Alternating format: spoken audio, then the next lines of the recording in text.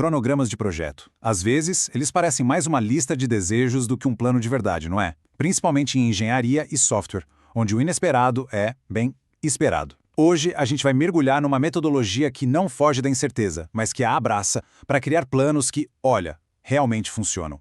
Vamos falar sobre a SDPM. Quem nunca viveu essa cena, né? Aquele plano de projeto que é lindo, perfeito no papel, mas que desmorona logo no primeiro contato com o mundo real. É uma frustração enorme. Mas e se a falha não for só na execução? E se o problema estiver na própria filosofia por trás de como a gente planeja as coisas? Ok, para a gente entender essa nova abordagem, primeiro precisamos olhar bem de perto para o problema. Onde exatamente o jeito tradicional de planejar as coisas costuma errar? Olha, por décadas, a ferramenta mais usada para planejar projetos foi o método do caminho crítico, o famoso CPM. A ideia por trás dele é bem poderosa. A gente identifica aquela sequência de tarefas que, se atrasar um diazinho, atrasa o projeto inteiro. E é aqui que mora o perigo.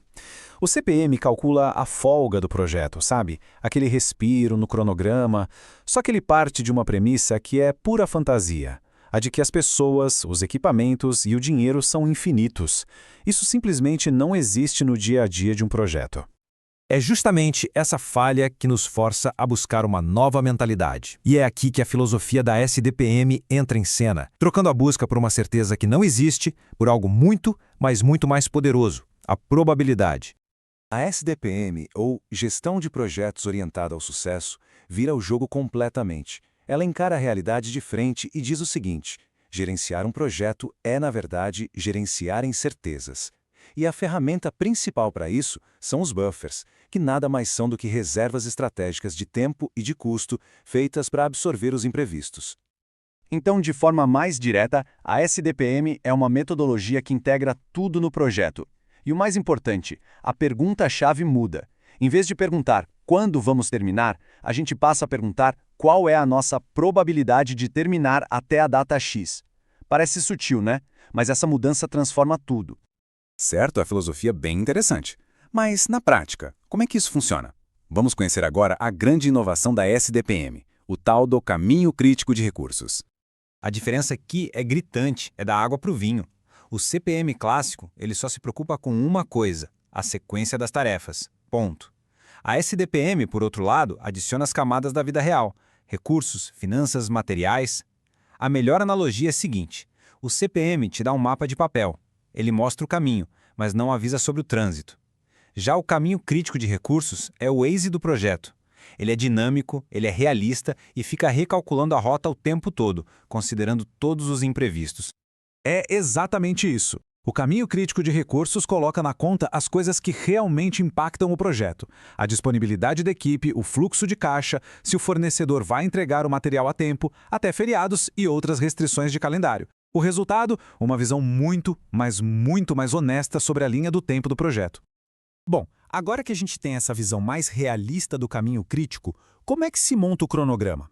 A construção de um plano em SDIPM é feita em camadas, e a ideia é simplesmente genial. Olha só que sacada inteligente. Não existe um plano só. Para a equipe que está lá na execução, a meta é super otimista, agressiva, com uma chance baixa de sucesso.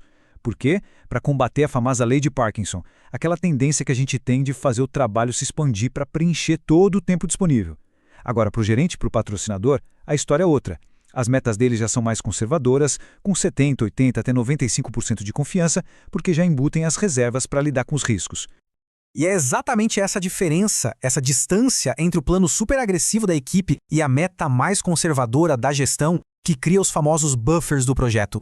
Essas reservas de tempo e custo não são um chute, não. Elas são calculadas com base em simulações de risco, justamente para proteger o resultado final. O processo todo é muito lógico. Primeiro, se cria um plano otimista para a equipe. Depois, rodam-se simulações de risco com vários cenários. Com base nisso, são definidas as metas de gerenciamento, que têm uma alta probabilidade de sucesso. E a diferença entre esse plano base otimista e a meta final vira o buffer, aquela reserva estratégica para quando as coisas não saírem como planejado. Ok, o plano está pronto, o projeto começou. E agora, como a gente controla?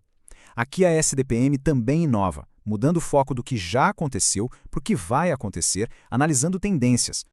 Essa é uma afirmação forte, mas é a pura verdade. Um relatório de status tradicional só serve para contar o que já aconteceu. Ele é um retrovisor. Em contrapartida, as tendências de probabilidade nos mostram para onde o projeto está caminhando. Elas são como um farol, um indicador que olha para frente. E isso muda totalmente o conceito de sucesso. O objetivo não é mais ter um projeto sem nenhum atraso, porque, convenhamos, isso é quase impossível. O verdadeiro sucesso está em gerenciar de forma inteligente o consumo dos buffers. Manter essas reservas sob controle passa a ser a métrica principal. Então, gerenciar com SDPM significa ficar de olho nessas 3 coisas. Primeiro, qual a nossa probabilidade de sucesso hoje? Segundo, essa probabilidade está subindo ou caindo com o tempo? E terceiro, com que velocidade estamos comendo os nossos buffers? Uma tendência de queda na probabilidade é o sinal de alerta que diz: haja agora, antes que o problema vire uma bola de neve. Quando a gente junta todas essas peças, fica muito claro que a SDPM não é só mais uma técnica. É, na verdade, um caminho totalmente novo para a gente alcançar o sucesso em projetos complexos. Resumindo a ópera, a SDPM transforma o cronograma. Ele deixa de ser aquela previsão de bola de cristal frágil e estática e se torna um motor dinâmico, resiliente, construído sob medida para navegar nas águas turbulentas dos projetos de engenharia e de software. No final das contas, tudo se resume a essa ideia central, que é muito poderosa. A gestão de projetos é sobre gerenciar os buffers. Se eles terminarem positivos, o projeto foi um sucesso. Simples assim. E isso nos deixa com uma pergunta para refletir. O cronograma que usamos nos nossos projetos deve ser uma previsão frágil, que se quebra no primeiro obstáculo, ou um motor resiliente, projetado desde o início para navegar até o sucesso?